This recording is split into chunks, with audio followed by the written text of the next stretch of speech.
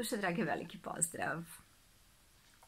Malo pre, tražeći neku knjigu koju želim da dam jednoj svojoj drugarici da pročita, naiđoh na knjigu koju mnogo volim, a zove se 7 duhovnih zakona uspeha, Dipaka Čopre, pretpostavljam da ste čuli, neki od vas možda i pročitali. I seti me ta divna knjiga na vreme kad sam je dobila od jedne drage drugarice pre par godina. Ona mi je dala tu knjigu, svoju knjigu. Ja uzela da vidim o čemu se radi. Nije mi se nešto dojmila. Odložila je još, moja pomisao tada, šta ona meni daje ovu knjigu? Ona raščišćava kuću, ne zna šta će s njom, knjiga je na engleskom, pa ono, ja to mogu da pročitam, tematika nevažna, evo ti ono, čitaj.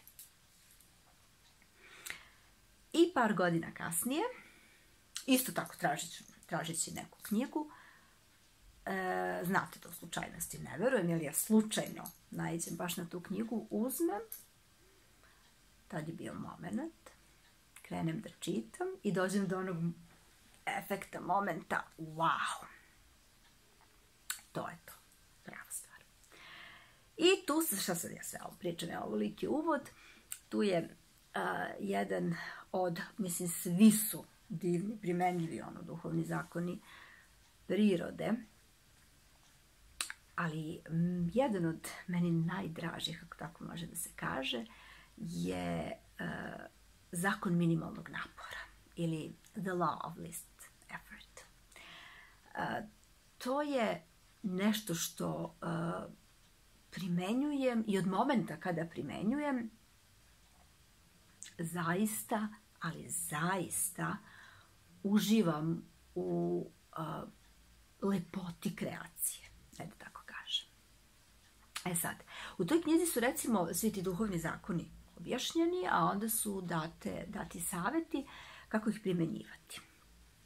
Kad je ovaj zakon u pitanju, postoje neke recimo 3 komponente koje su važne prilikom praktikovanja ovoga, a jedna od njih je da vežbamo, da prihvatamo događaje, situacije, ljude, sve ono što nam se dešava bez prosuđivanja i da sve događaje prihvatimo onakvima kakvi oni jesu. I da shvatimo da su zapravo za nas u tom momentu najbolji. Nešto najbolje što može da nam se dogodi. Da zapravo sve što nam se dešava sada najbolje za nas i da je to prava stvar za nas, da uopšte ne treba trošiti, gubiti energiju na otpore, već treba prihvatiti stvari onakvima kakve one jesu. Bez ikakvog prosuđivanja, osuđivanja, procene i čega. E sad, rekla se ja to više puta, naprosto stvarnost je u očima posmatrača, našoj ličnoj percepciji. I mi smo ti koji dajemo događajima, ljudima predznak plus ili minus, odnosno oznaku ovo je dobro, ovo je loše za nas. I sad kad kaže ovaj zakon treba vežbati prihvatanje stvari onakvima kakve one jesu, super, kada se radi o nečemu što je okej, čemu damo predznak plus, to je u redu i to možemo da prihvatimo, tako bez otpora. Međutim, šta sa onim stvarima, događajima, situacijama koje nam se baš i ne sviđaju, odnosno kojima stavimo taj predznak minus. E, to je to. To su ti pravi izazovi kada zapravo i treba da pokažemo, da prihvatamo stvari onakvima kakve one jesu. I da shvatimo da su te stvari kojima mi damo taj znak minus i koje doživimo kao loše, zapravo prilika za naše učenje, za savladavanje nekih lekcija, za napredovanje, za ekspanziju, za učenje. I to je ono što oslobađa energiju zapravo, jer kada nema otpora, kada prihvatamo stvari onakvima kakve one jesu, mi oslobađamo energiju i oslobađamo protok energije i otvaramo se da zapravo dopustimo da nam se dogodi ono što je za nas zaista najbolje u tom momentu. Sad, sljedeća stvar, osim ove prihvatanje stvari onakvima kakve one jesu, ili sljedeća komponenta, kako to kaže u knjizi, jeste prihvatanje odgovornosti i neosuđivanje drugih ljudi, događaja, situacija, ali neosuđivanje znači, uključuje i neosuđivanje sebe. Odgovornost je uvek na nama. Ne treba kriviti nekog drugog s polja, osobu, situaciju, događaja, opet kažem, ali ne treba kriviti ni sebe. Treba prosto prihvatiti događaje, situacije, stvari, bez osude, bez ikakvog stavljanja krivice i čega, jer se i na taj način energija oslobađa se, dolazi do slobodnog protoka energije.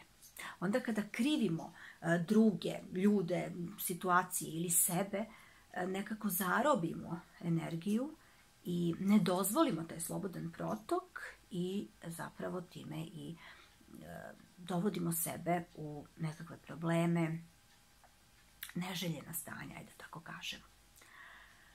I sljedeća stvar, treća komponenta, važna komponenta ovog zakona minimalnog napora, jeste oslobađanje od potrebe da branimo svoj stav, svoje gledište. Verovali ili ne, 99% vremena provodimo braneći neki svoj stav, neko svoje gledište. I tu dolazimo do onoga, bolje je biti u miru nego u pravu, jer se i na taj način zapravo oslobađa energija. Ako shvatimo da je zapravo stvarnost u očima posmatrača, da ako mi na jedan način vidimo stvarnost, da neko drugi istu tu stvarnost na drugi način, ne znači da je taj neko drugi u krivu, a mi u pravu ili obrnuto. To su naprosto različiti pogledi na situaciju, na svet, na okolnosti. I suludo je trošiti energiju i zarobiti energiju u branjenju tog nekog svog stava, pogleda na svet, ličnog gledišta.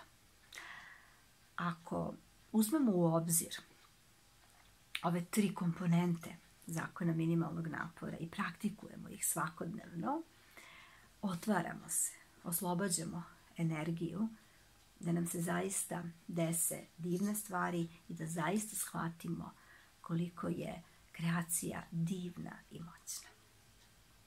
Probajte. Evo, pozivam vas da probate, da testirate sve ovo što pričam, da ne uzmete a priori kao tačno ili netačno, naprosto probajte.